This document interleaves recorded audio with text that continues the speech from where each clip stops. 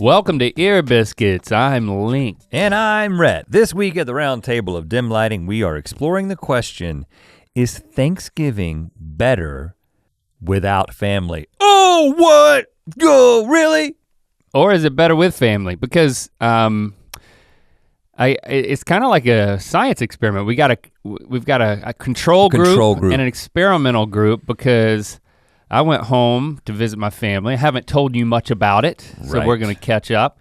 And you stayed behind. And I haven't told you much about it. And you haven't told me much about it, so I wanna figure this out. This is a legitimate question. First time ever that I went home for Thanksgiving, actually. So I guess previous years inform an experiment within my own family of being with them or not for Thanksgiving. That is a good point. Yeah, there was some strategy that went into it, and now on the back side of it, let's figure that out. Let's see what social science has to say. Not really, let's just see what we have to say. And before we get into that, I had an experience that I wanted to tell you about. Is that right? As you know, you are a massage aficionado.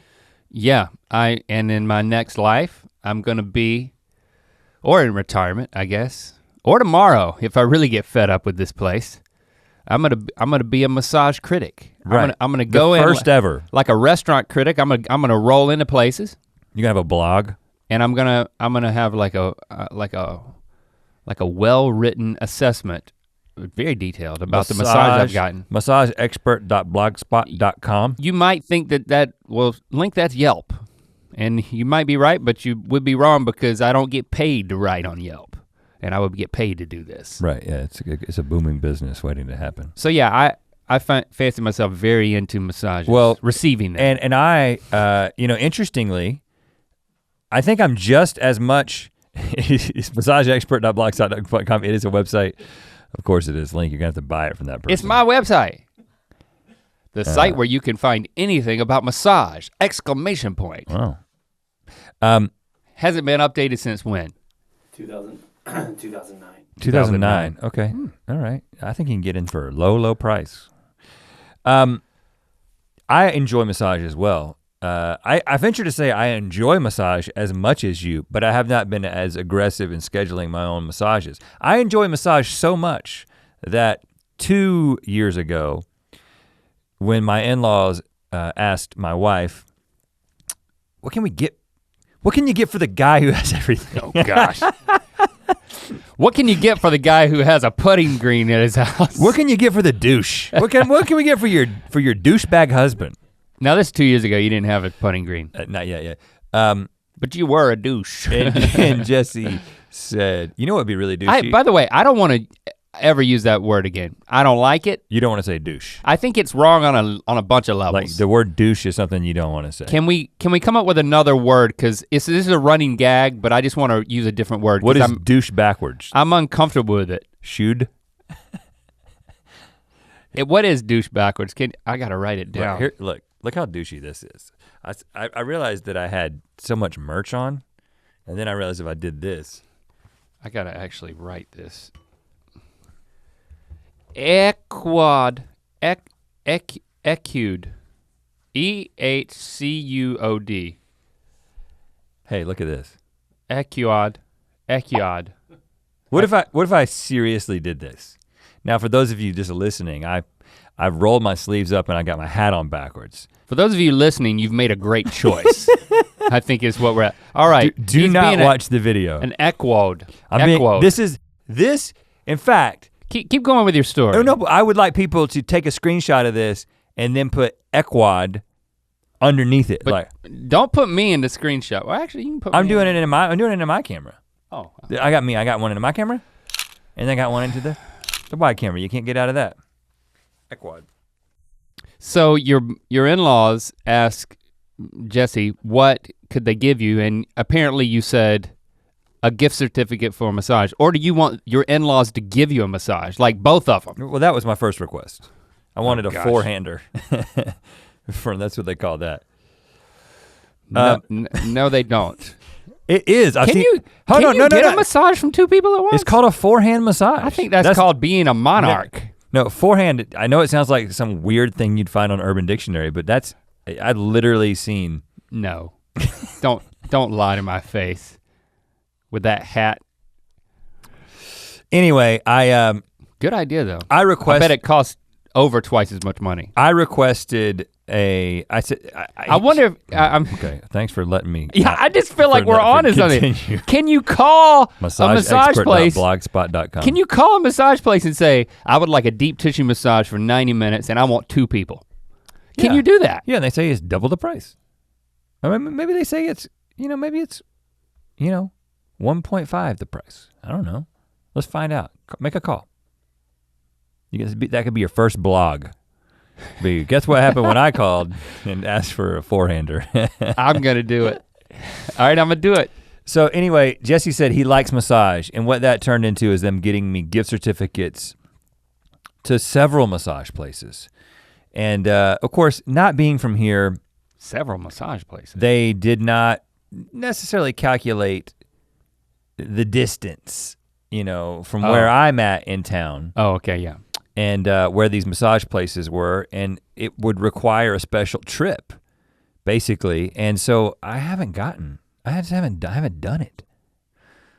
But when you went home for Thanksgiving, you went home on a Sunday or Monday or something, and so I was here. Sunday, yeah. And I would like you to know I did work. I did work as much as my wife would let me.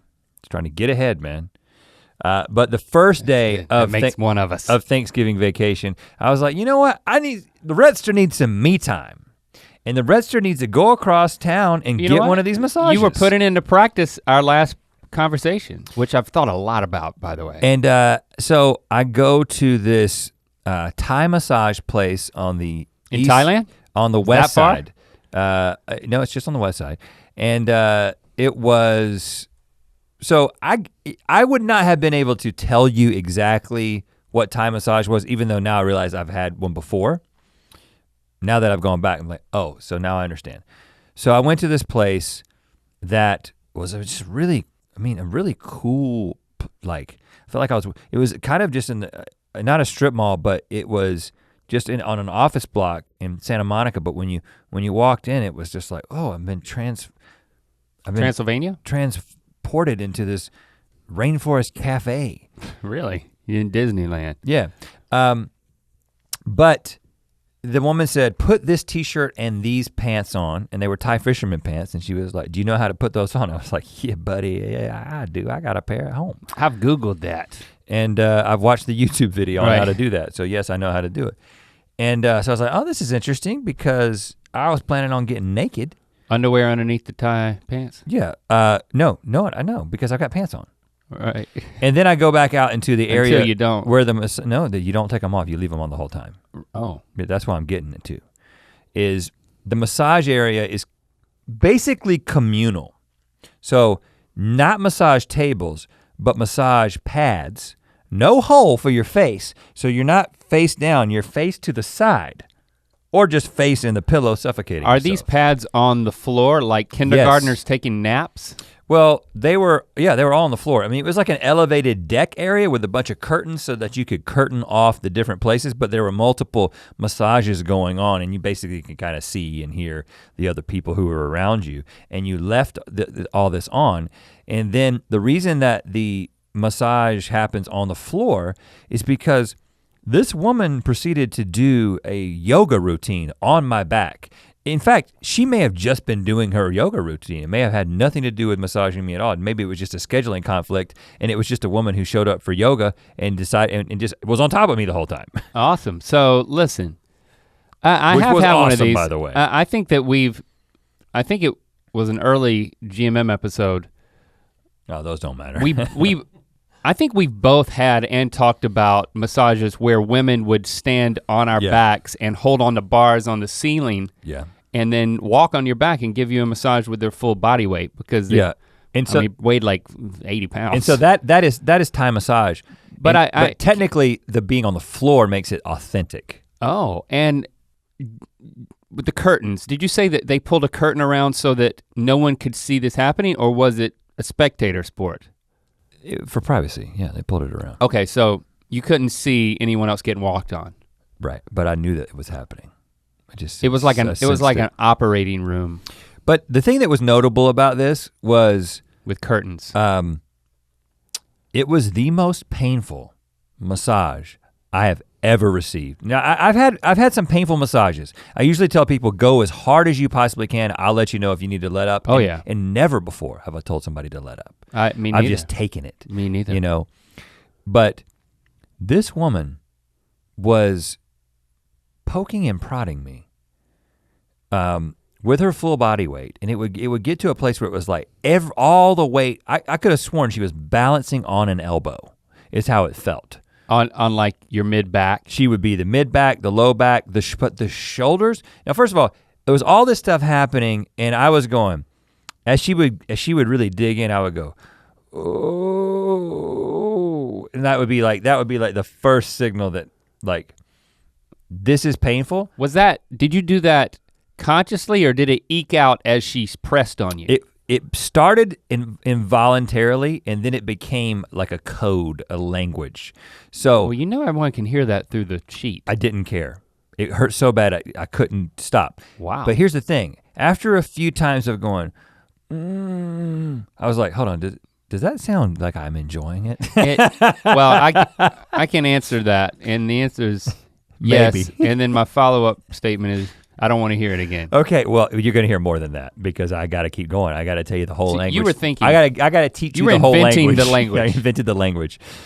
So after about 10 minutes of going, oh, really? I realized that she may think that I'm digging this. But you weren't. She was digging me, man. She was digging into me. And I knew that it was helping. You know what I'm saying? Like she would get on a knot, I could feel her on a knot. Yeah. And she's working that knot, and I'm like, you gotta work that knot. You gotta work my booty knot. She didn't really work the booty knot. She would just work the muscle knots. Love the way you work my booty knot. And I'm tight. I'm so stressed. There was one time where she was so into the shoulders. Need someone to work my chest. That I was like, I'm gonna have to change the language up. And at that point I was just like, oh! Really? Oh now. You said, oh now. I was like, I gotta move beyond mms, and I gotta go, oh! How about just wait?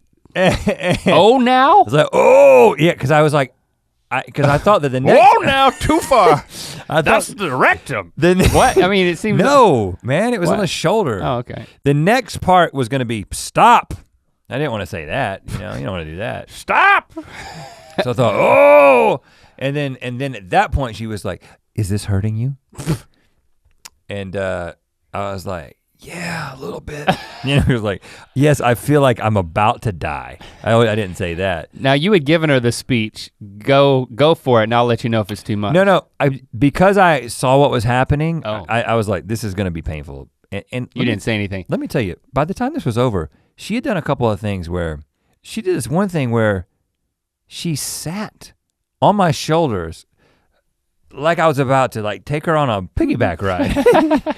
She's like, okay, now stand up. It's like, let's get out of here. What did she think? What did you do? I gotta reach something on the top shelf. Am I supposed in the back room? Is she gonna say, get up? And I'm just supposed to go? Yeah. But what she was doing it's like Yoda with Luke Skywalker, man. She was sitting on top of me and I was sitting with my legs crossed in front of me. And then she sat on my back and folded me down. Oh no. And what? I was like, and I'm just so prideful. I can't tell people that shouldn't happen to me, And so she folds me in half, and then she's like, "You're so flexible." And then I'm thinking, well, not really. I'm just too prideful to say that you are breaking me in half. Like I'm going to have to go to a doctor. Well, thankfully my back is in very good shape now compared to that. I mean, especially with your back, I'm surprised. Well, first of all, my back is in great shape. So I actually until that. I mean, no. I would have stopped her if I really thought that something was gonna happen with my back. You were sitting crisscross applesauce. And I am then flexible. She put your nose into the mat. Yeah, but I am flexible. I'm very flexible. Okay, you're okay. No, and you're prideful, and you're doing no. okay, But yeah. I've been told by many people now, so flexible. My personal trainer. You know who you sound like, right? Did I'm so flexible. Many people tell me how flexible I am. No, well, that's not like saying I'm the humblest person I know. I'm just saying that like I'm proud of myself and the flexibility I've gained, and I've done it for the sake of my back, and it actually has been very helpful for my life and for my Thai massage experiences. So I don't have to stay. Hey, whoa! But you don't ride me like a horse. So, but when you said, when she said, "Am I hurting you?" You said, "Yes." I said you could go a little easier. You made it about her. Yeah. And then she said, "You're not doing it right." And then she said, "Don't die." Don't die. Yeah, she'd said that, but she was kind of being funny. Don't die. Anyway, I felt incredible coming out of there, and I felt like I don't know if I can do this again because I do think I was preoccupied with being injured the whole time. Was it a high? It sounds like a high-end place. Yeah, it was. It was very high-end. Yeah. It wasn't one of these strip mall locations. You think the cops might show up at any point. It wasn't one of those. It was. This is legit, man. This is legit. I got a tea after I got done and everything. Well, I've had tea. Well, I mean, lots of people have had tea. I'm tempted to go there because that seems like a good. Well, there's one on the east side as well. You could be a guest blogger on my site. It's like guest post from Red MC. It is. No! You can have audio files of my massage language. Proven to work. Proven to work at one time massage. Whoa now. Whoa. Wow. Oh goodness. So that's it, man. That's my massage. Thanks for asking. Dang, man. Snapped you in half. So we're gonna talk about Thanksgiving travels and experiences. But first, I do want to let you know that, I kind of feel self-conscious about how much merch I have on right now. I don't believe I've ever done the hat and the shirt together. I feel like a Paul brother. It's happening though. You got yourself a good Mythical hat available at mythical.store. Yep. No? Hat's not even available anymore? That hat's sold out? We've moved on to new hats. Check them out. This shirt here available at mythical.store. Is that available? Oh yeah, that one's available. But this is not. This is sold out. This is sold out, man. You see? There was one with a pocket that's just sold selling out, man. Yeah, boil for safety. You got to get it while the getting's good. Mythical.store. Got to keep them guessing. Support entertainment. Supported entertainment. And rep your boys. Mythical.store. Rep your boys. I like that. I decided, well, it was a long, actually many years went into when is the Christmas that we're not gonna go home, but we're gonna stay here in Los Angeles and celebrate as just an immediate family. Every single year, I guess for 6 years. Well, I try 8. Really? Yeah. This Christmas will be 8 years in Los Angeles for us? This Christmas would be the 9th. Wow. Because your first one was in 2011, right? And so if you count the 1 and the 8, no, so this year would be, this year would be the 9th. Okay, I'll take your word for it because my brain's kind of hurting. Right? No, I think it's one. No, this year would be the 8th. This year would be the 8th. It started in 2011. So the 7 previous years we go home, we'd stay here for Thanksgiving or go on vacation. That was because summers were so crazy, we would take vacations over Thanksgiving, we both would. We both would. And then for Christmas time, leading up to the new year, we'd go home for the past 7 years. But I don't know, you kind of want to experiment and say, you don't have your own thing, okay? With your immediate family. Like before we moved, we were starting to do the thing where grandparents and aunts and uncles or / siblings would come visit us and we'd have our own thing and our own traditions, and then people would show up at different times and we'd still go to places on Christmas night or Christmas Eve, that type of stuff, but like we had special Christmas morning. That was a special time for us. Very special. Insert whatever special holiday time for you and your family is appropriate if it's a different set of holiday. It's still all applicable, I believe. I just want to include you all. But my point is, once we moved out here, we didn't have any of that because like the week leading up to Christmas and all the way afterward, it was just, we were itinerant. And I've talked about this, I'm sure on the podcast many times as we've caught each other up.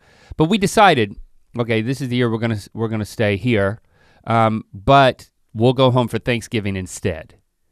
And it'll be a little early, and then we'll talk it over with family members. You know, some have a more developed opinion than others, and you know, you got to talk to them in certain orders and get everybody's buy-in.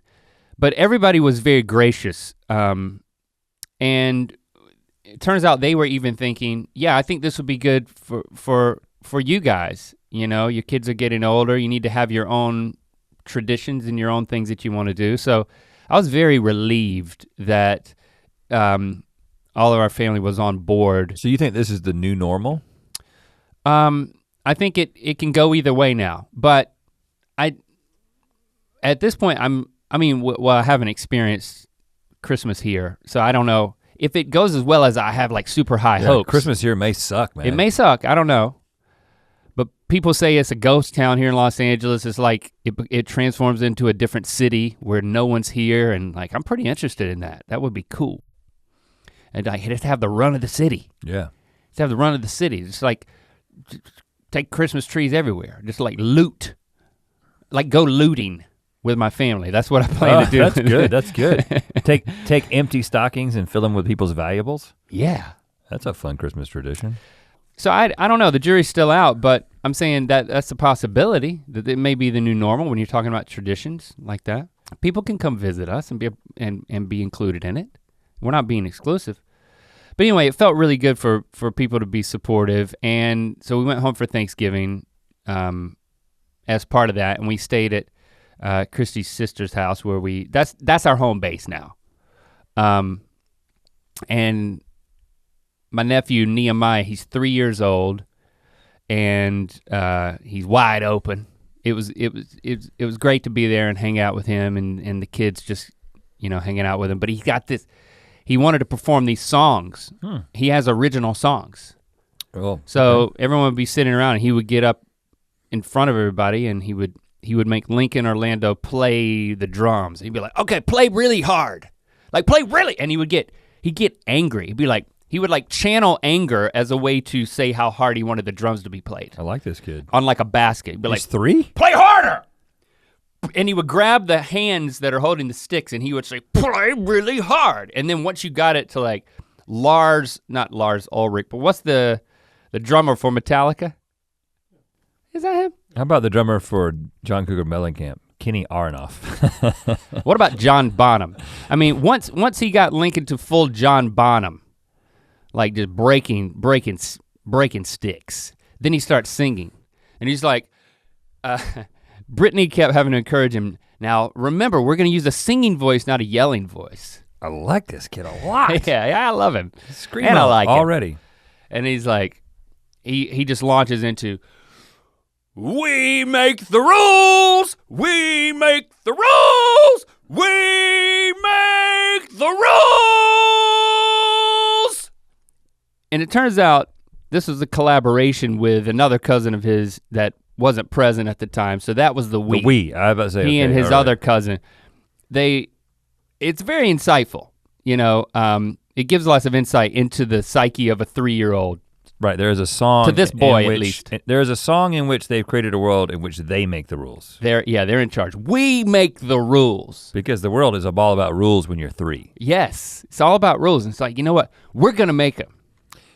Ultimately, you realize that he captured basically the spirit of rock and roll in his song. Yeah, man. Is that, no, if we make the rules. If rock and roll were a cappella except for your older cousin playing drums on a wicker basket, then yes. I'm saying that's like intense rock and roll. That is the underlying message of all rock. Not the sound though. Right. Maybe in the voice, like the screaming could even work. You don't even have to tell him not to scream.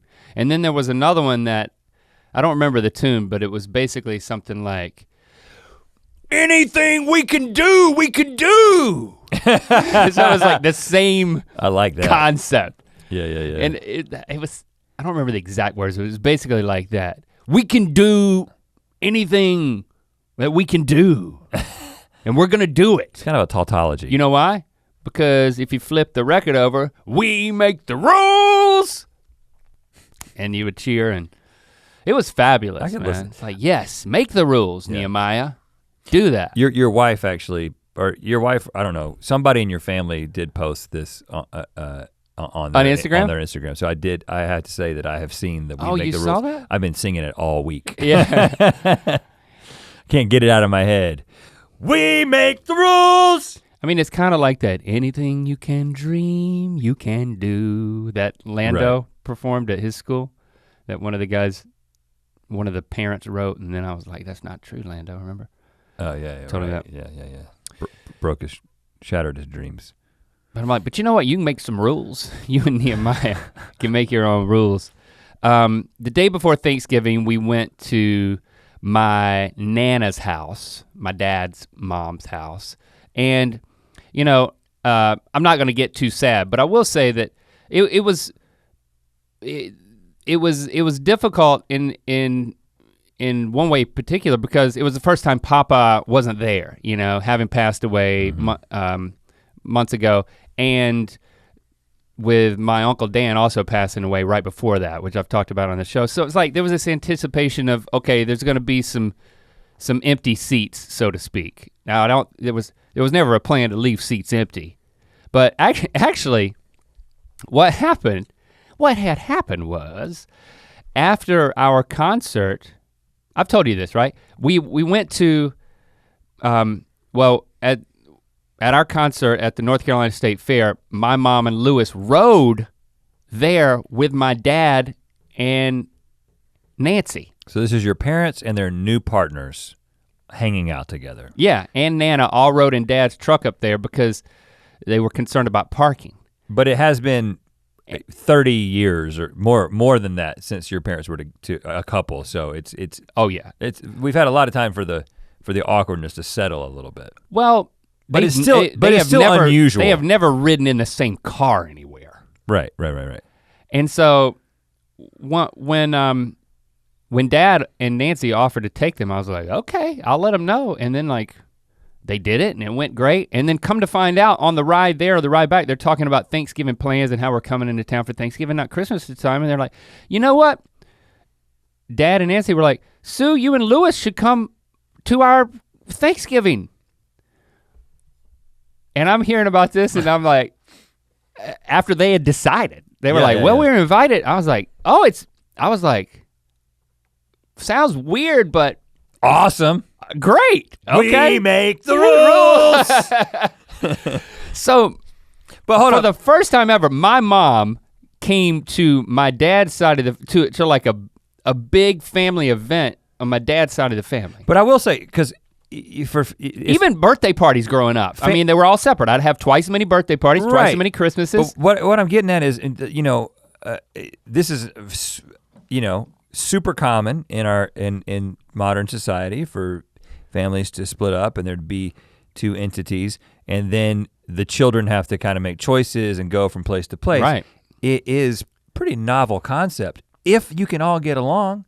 I mean, get together. It sounds like a movie, which it probably is. Yeah, Christmas Eve, we'd always go to Nanny's house, my mom's mom. My dad's side of the family had nothing to do with it because Christmas night was Nana's night for my dad's side of the family. My mom had nothing to do with that. I was the only one that would do both, and it was great because I got, you end up getting a lot more presents, I think. Yeah, definitely. But now I don't really get much presents, and this is Thanksgiving, so presents are out of the equation. Oh, your family doesn't do Thanksgiving presents, huh? No, they don't. We're not even thankful. Oh. Just kidding. So we don't even do thankful. It was this interesting dynamic, and I think there were, what was the number? It ended up being like 16 people there. So it wasn't like an awkwardly small group of people sitting around a small table. It was still we're putting a bunch of tables together.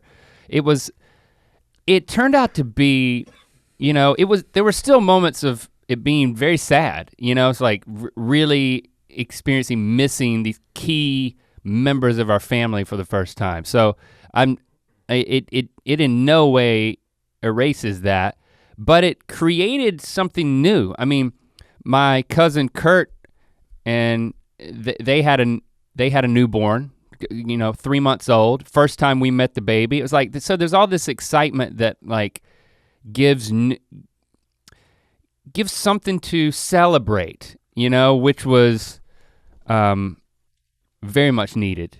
And then it's like, and then I look down at that end of the table and it's like, my mom's sitting there. It's like so weird, but like, this is great. I mean, I think everybody's having a good time. And everybody did have a good time.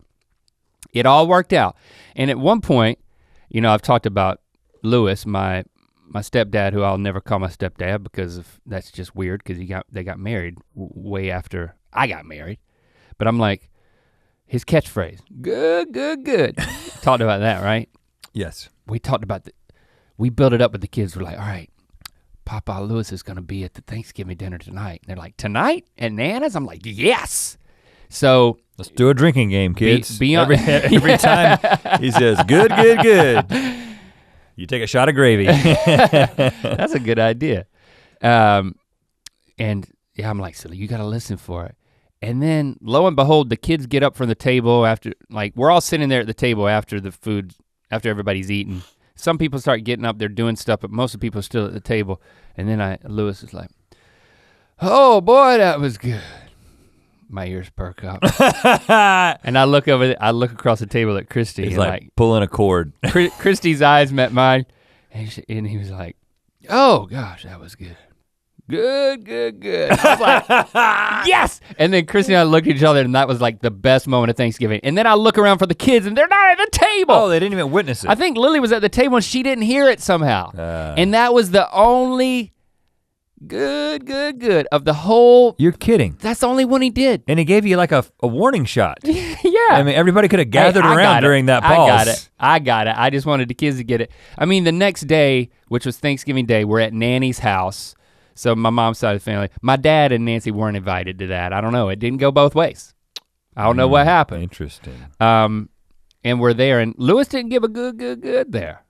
It was good, good, good. Did he have a bad, bad, bad Thanksgiving? Well, after, it was great. Thanksgiving was great there. It was like Nanny and her siblings. Uncle Jimmy was there. Never seen Uncle Jimmy. Yeah. He was there. He's hard to understand. I love the way he talks. I'm just saying. It needs to be subtitled. Yeah, it needs to be, he's like. He needs to have his own subtitle around his neck. You need to have a relative. He needs to have an iPad that he wears. That subtitles I'm not gonna do an impersonation because I think that would be cruel, but it's, I love him for it. It's just, that's the thing about getting together with your family is just, yeah, I'm in more observation mode. It's not like we're getting into deep conversations or anything. We're just sitting around. Nanny gets so cold that she literally it was like 85 degrees. Tropical. And so like after we've eaten and it's 85 degrees and you're sitting shoulder to shoulder in this like carpeted living room with like the kerosene heater on, like everybody just started wilting, man. And then a couple of family members would have to go outside to smoke and then they'd come back in and like me and Christy are really sensitive to the smell of smoke and like we got headaches from just the residual smell on the clothes and we started to really have a difficult time. So I was like, well, Mom and Lewis had to go to Lewis's family's thing and then we were gonna stay like 2 more hours. I'm like, after another hour and the dog show's over and stuff, I'm like. The dog show? We were wilting, we had to like get out of there. So I'm like, well, and we had seen Nanny another day before, so we got some good quality time in and then I was like, we said our goodbyes and headed out. And then we get out to the car and Chris is like, well, we can't go back to Brittany's because they're not there. They're at JB's family's house and we don't have a key. So that we don't have somewhere to be for like 2.5 hours. I'm like, well, I really need a coffee. And it's Thanksgiving Day and we're driving around to McDonald's and then I get to McDonald's, I'm like, yes. And then the daggone McDonald's is closed. Oh, because you're in. And I look across, I'm in Anger, and then I look across the street and they got like a gas station. I can't get gas station coffee. So then we drive to Fuquay. I'm like, there's a McDonald's in Fuquay, there's a Starbucks in Fuquay. I go to both of those. They're both closed. I'm getting desperate. I go to the Dunkin' Donuts, closed. I'm starting to feel like a real loser now. Yep. I'm driving my family around on Thanksgiving Day, just fiending for coffee and getting turned away like Les Mis. Well, okay, that's a little, okay. I don't remember the story of Les Mis. I didn't watch the movie. You know, it's exactly like that. Chrissy's like, there's a Sheetz. I'm like, gas station coffee? Oh, Sheetz. We go to Sheetz. Sheetz is not a gas station. Well, you know what? You know what? I have never been in a Sheetz. I've never been inside of one. What? I've heard about them. You can order food from the gas pump. You can order lattes from a screen inside, which I did. Of course you did. And that explains why on Christmas Day, me and my immediate family were playing cards for an hour and a half in a Sheetz gas station because we had nowhere to be. That's why I got a group text of what you were you playing cards in a gas station on Thanksgiving. And you know, I felt kind of defeated. I'm like, is this a father fail?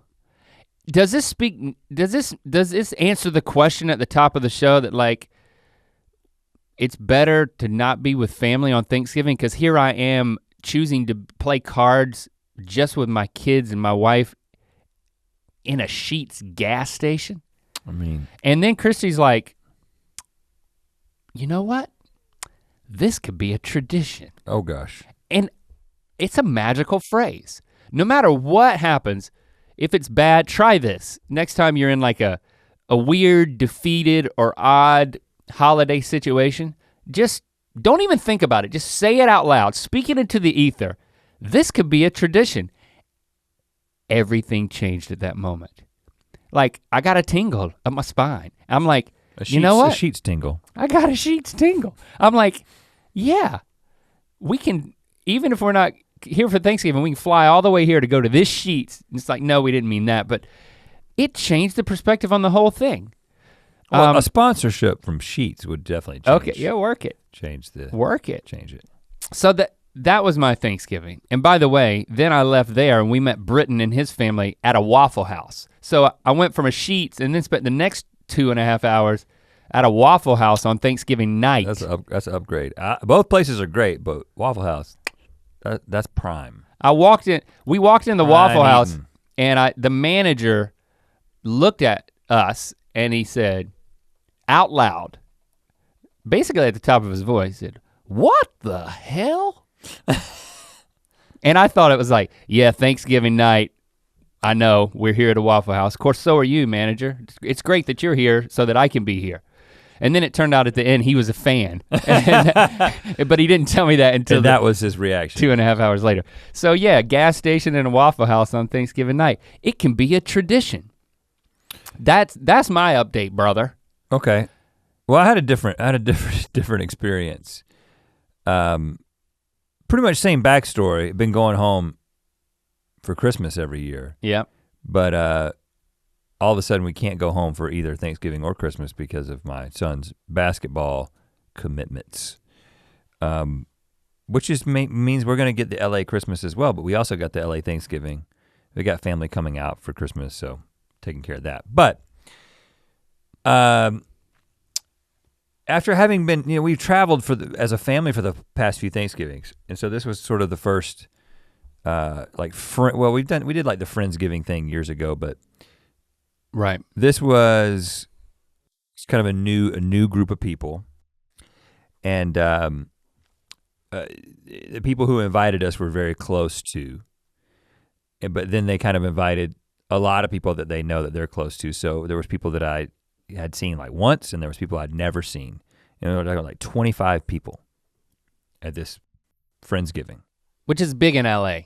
Yeah, because you got all these people who don't go back home and nobody is with their extended family. And so you don't want to find yourself alone in a Sheetz. And you got a lot of single people, you got a lot of young couples without children. And so I think it was basically just me and my kids, and then one other family and their kids were the only like families with kids, and then everybody else was, younger, more vibrant. I saw a picture of the group. Sharp looking group, big group. I'd say there was 24 people 20 there. 25. 25 people? Yeah, you dressed up a little bit for it. I did? I thought that you did. It looked like you were wearing a sweater. I had a sweater on. Yeah, I had my Thanksgiving sweater on. Yeah. It's made out of turkey feathers. If you had been close enough, you could have seen that. I'll have to zoom in. Out of my cranberry pants, but you couldn't see that because of the angle. The pants were made out of like the skins of cranberries. The skin that hangs off a turkey's neck. Yeah, right. They're just bright red, wrinkly. Looks like leather unless you get like close. Like a turkey nutsack. Scrotum pants. But the scrotum does hang from the chin of a turkey. .com. So I was very excited because you know me, I love to eat. And I was very excited because the friend of the person who was kind of throwing this was like, they're gonna take care of the food.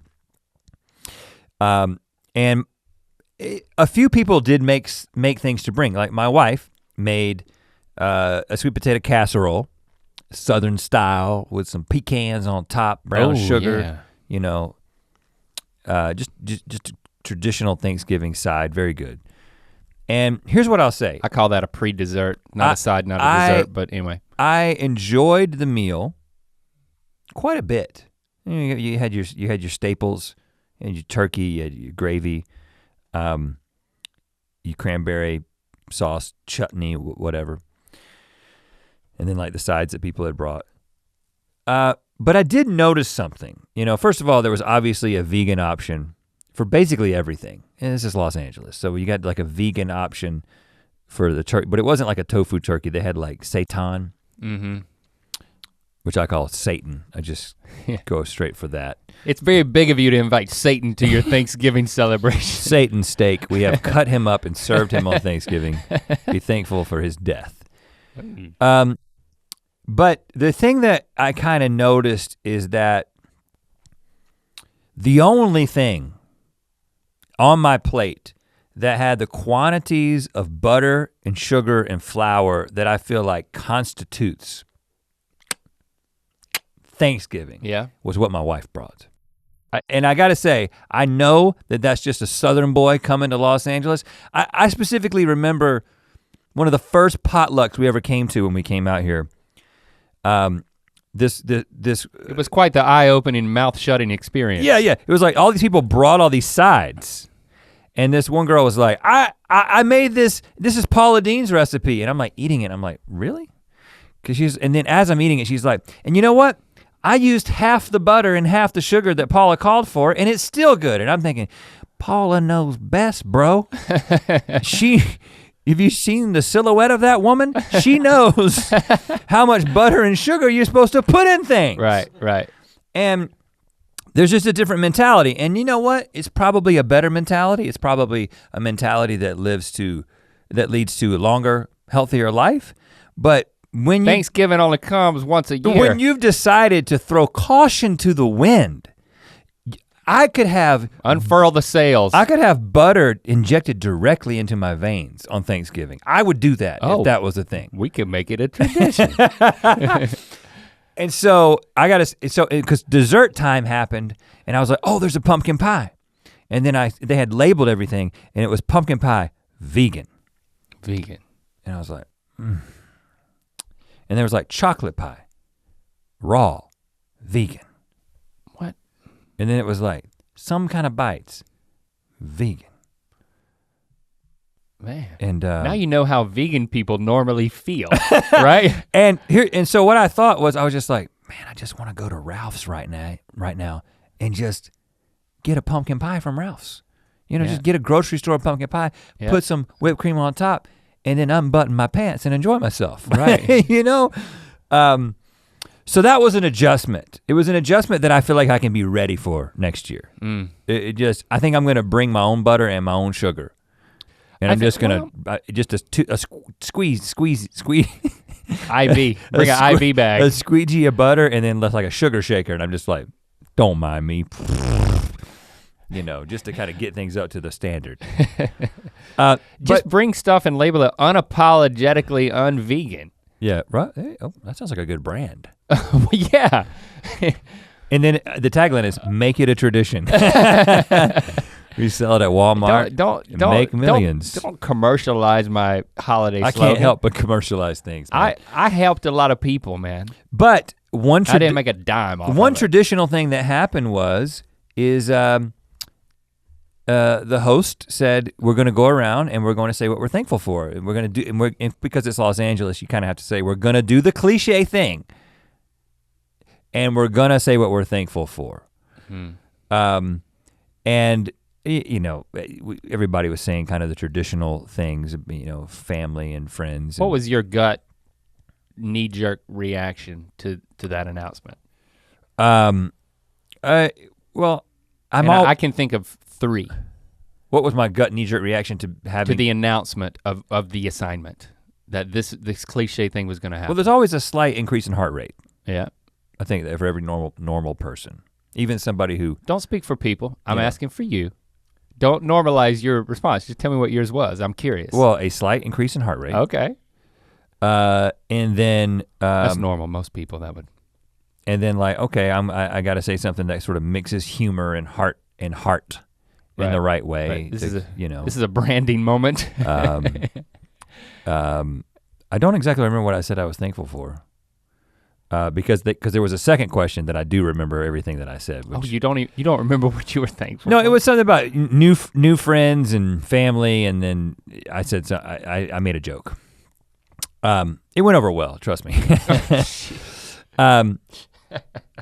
But then the second thing that happened while we were eating, which I found very interesting, was there was a guy there that was a life coach. Again, of course.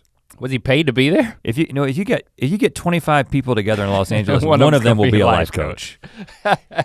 So that's code for something, right? I don't know what. If you don't have one life coach per 25 people in Los Angeles, the entire city implodes. It's funny that the cashier at Sheetz was a life coach. Yeah. So, did he have a tag? How did you know he was a life coach? Well, a hat? If someone is a life coach or a vegan or into CrossFit, you know it. Yeah, right. You know what I'm saying? You find out pretty early in the conversation. Right. So that's true. He stands up. Make a list of those things. He stands up and he says, we're gonna all answer this question. And again, I liked it because it was intentional conversation and it was 25 people at a table and you're kind of talking to the people around you, but then it's kind of putting everybody on the spot. Even the kids, like the kids both of my kids had to stand up and answer this question. But it was the traditional question of, if you had a superpower, what would it be and what would be your first mission? Oh, I actually haven't heard what would be your first mission. First mission was new to me because that's the kind of thing that a life coach adds to it. You understand? Right. Keep it. Because what's your favorite superpower? That's just normal folk. What's your first mission? Life coach, business card. Here you go. But the heart rate goes up even more when that happens. Yeah, I'm like now, curveball. Now it's precious time to shine. So I said. And it was, one guy requested, he said, can we, instead of going around, can we just do popcorn style? Can we just, as you know, can you share? It's like, that's a good idea. Why is that a good idea? Because he wanted to get dibs. Because of on invisibility or something. The inevitability of it coming to you and you're just thinking about what you're gonna say. Like he had a reason, it was good. I thought it was great at the moment. But, I had actually had this exact discussion with my wife the week before. Now, we've talked about what our favorite superpowers would be before. We argued about it at some point on a debate-orama, I think. If you believe in freedom, you believe in flight. Invisibility is to hide yourself from freedom, like a shameful, naked mole rat. Don't be deceived, flight is not heroic, it is self-absorbed showboating. Look at me, I'm air swimming. I can't remember anything that we do around here, but I know we've talked about superpowers, and I personally, invisibility versus invincibility was one of our first. But we did videos. Invisibility versus flight, and then yeah, we did. I've always said that teleportation is the superpower that I would choose. Because it technically can replicate invisibility and flight for all practical purposes. I would, are you asking me now? Because I would choose being able to double myself and be invisible so I could creep on myself and not even know it. Wow, interesting and disturbing. But I did not say that because that's just the canned answer. I actually said what I talked to my wife about. This is Thanksgiving, you don't eat canned ham? Jesse and I were with each other eating something and I was eating some bad food. Is this a dream? No, you lost me. This is the week before that gave me the answer to the superpower thing. Okay. And I said, you know what? If I could have a superpower, it would just be to turn everything that is bad for me to eat into things that are good for me. The whole thing would just flip. So it would be like, fried chicken, processed meats, and it would be, not only would it taste good, but it would make me feel the way that good, healthy food would feel and be, synthesized by your body. So did you tell them this and did that just incriminate you in what you were, the thoughts you were consumed by? What? So I was like, I'm gonna go early because so I can enjoy everyone's answer. Oh, I like that. So people got up and said a couple of things that were kind of fun, kind of interesting. And I was like the third and I said, well, I've actually been thinking about this because Jesse and I were talking about this last week. And I said that I would turn everything that's bad for me into things that were good for me. And my first mission would be to start eating. And that's good. That's the closer. It was I set it up, I landed the punchline. You sat down. I got some jokes, I sat down, everything's great. I'm riding high. Then somebody turned the tables. Somebody actually stood up and said, I would have the power to heal. And I would heal the world. Okay.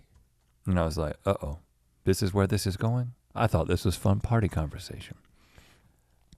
Next thing I know, people are standing up and they are crying?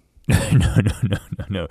So our friend, Mike, smartest guy we know, he actually gave a really hilarious yet really man, this is a great answer. He stood up and said that he would have the ability to manipulate matter, not on the atomic level, therefore not to induce a singularity, but on the molecular level. And he would take all the carbon that is loose in the atmosphere and send it to the core of the earth to take care of the global warming problem. And he explained this in a very scientific way that was pretty awesome. And that, as the things went by, people talked. One person said I would give the power of empathy. I would have the power of empathy and I would be able to give it to people just by having an interaction with them. So my answer about just turning fried chicken into something that was good for me got more and more, just sort of shallow, if you will. Vapid? Is that the right word? As we proceeded. But I really enjoyed the conversation. And then somebody did say, eventually somebody was like, screw it. And they went back into fun levels of conversation. But so I wasn't with my family. I was with my immediate family, but we're talking about is extended family when we talk about Thanksgiving. Is Thanksgiving better with family? And my mom is sending me pictures of, first of all, she's sending me pictures of what the plate of food that she has made looks like. And I'm like, oh baby, yes, that's what I want right now.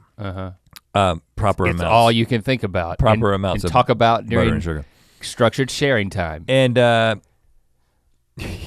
if I could have one superpower, it'd be my mom would be here serving me Thanksgiving dinner.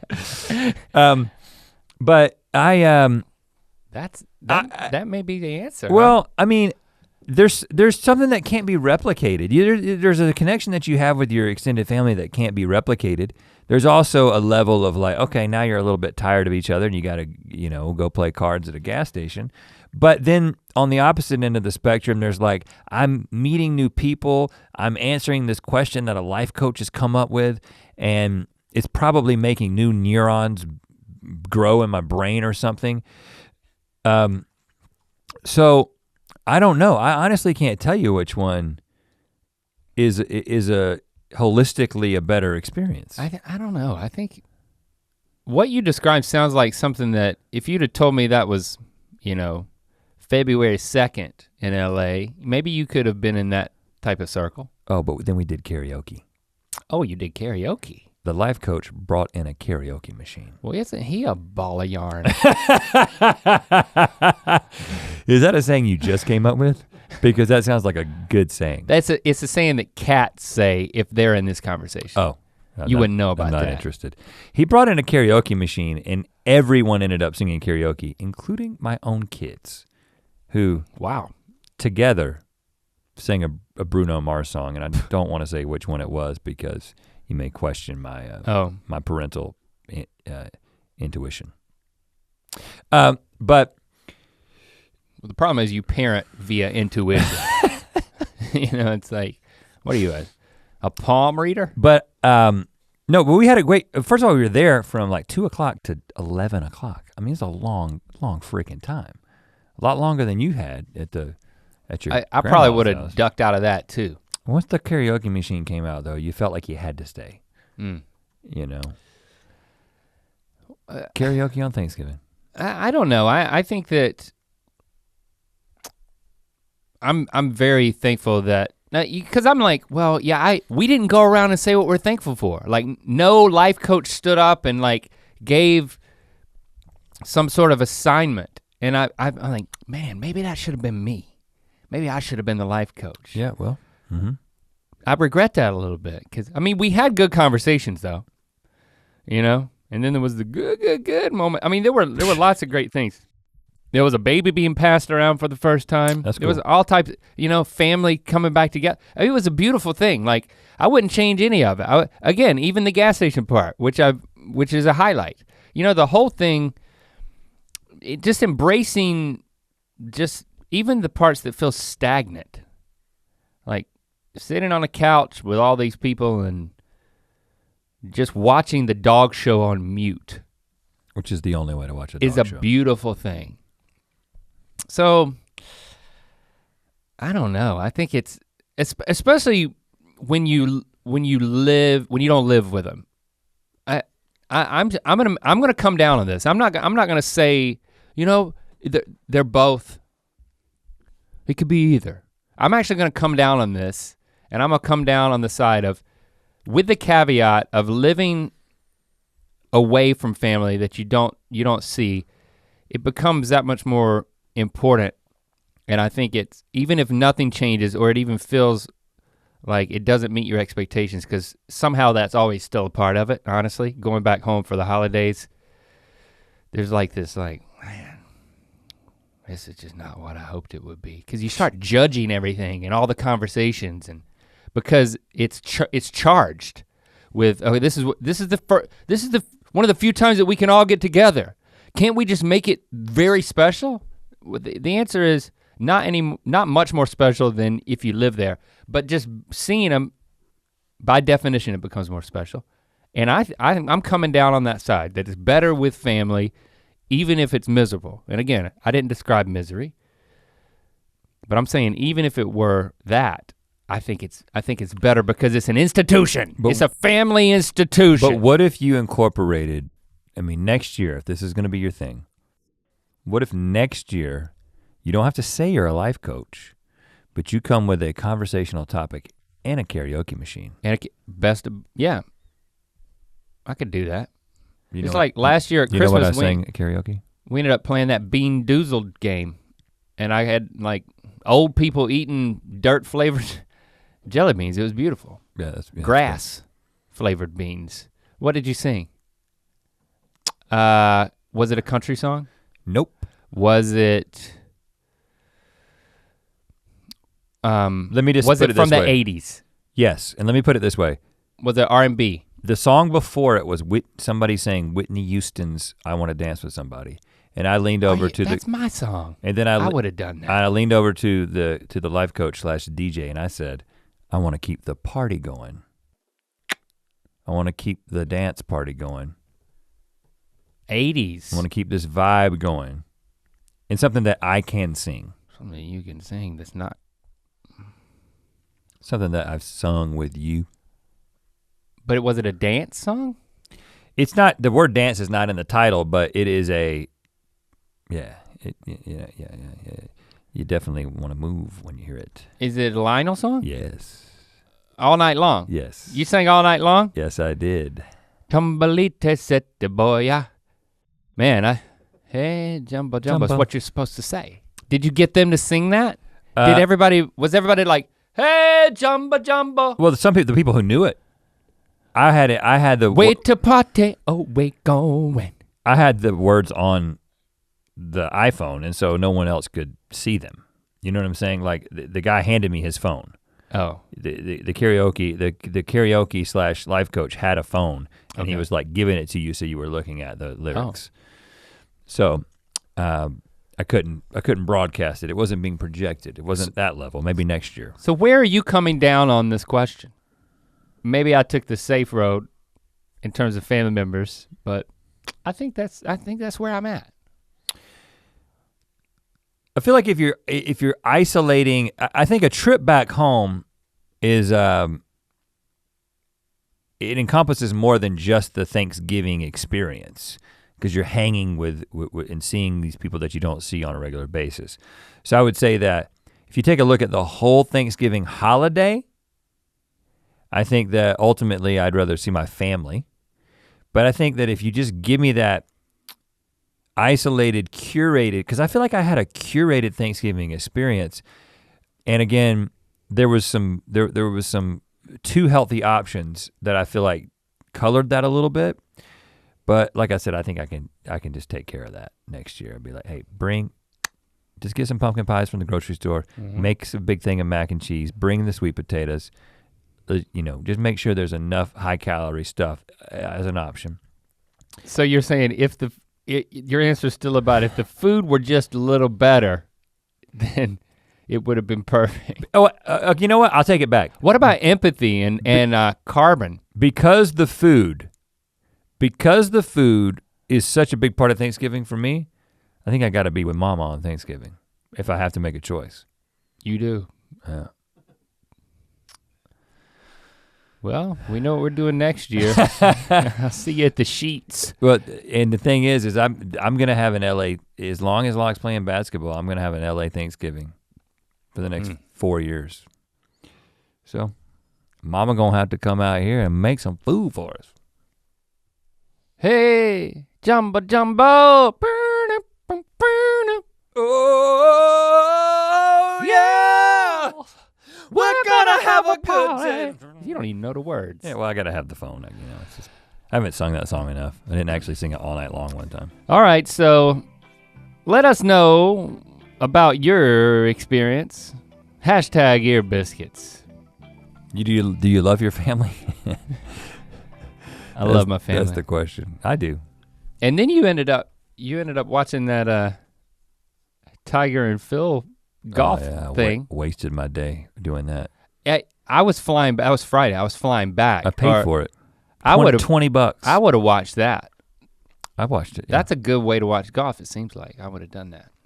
I think the consensus was it was a bit of a flop, is what people thought, because they're both kind of old, and at least Phil considered a little irrelevant now. But he beat Tiger, so give me a freaking break. Samuel L. Jackson was involved.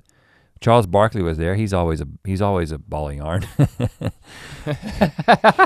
So anyway, I highly recommend it. I think they should do it again. I'll watch it again. I'll waste half of my day sitting there on the couch watching golf, watching Tiger Woods breathe heavily into his microphone, which was on at all times because it was live streamed. Yep. I heard they had to get a lot of refunds because the live stream didn't work right or something. Yeah, they ended up making it free halfway through. But you'd already paid? Bleacher Report, but I'd already paid. You know what, you can keep my money, Bleacher Report. You did a bold thing. How did this become about that? Wait, this is just us talking. To watch more Ear Biscuits, click on the playlist on the right. To watch the previous episode of Ear Biscuits, click on the playlist to the left. And don't forget to click on the circular icon to subscribe. If you prefer to listen to this podcast, it's available on all your favorite podcast platforms. Thanks for being your mythical best.